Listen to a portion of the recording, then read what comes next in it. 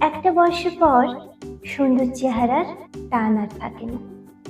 তখন good looks, সুন্দর hairstyle এসবের ঊর্ধ্বে উঠে যায় একটি মানুষের ব্যক্তিত্ব। ব্যক্তিত্ব এমন একটা জাদু, যে জাদু দিয়ে যে কোনো মানুষকেই অনায়াসে ঘায়েল করা সম্ভব। আপনি যদি কারো ব্যক্তিত্বের প্রেমে পড়েছেন, তাহলে ধরে নিতেই হবে সর্বনাশ করে ফেলেছেন।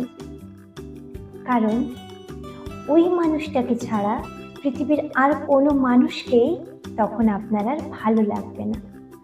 ওই মানুষটার কথা বলার স্টাইল, তার বিহেভিয়ার সবসময়ই আপনাকে মুগ্ধ করবে।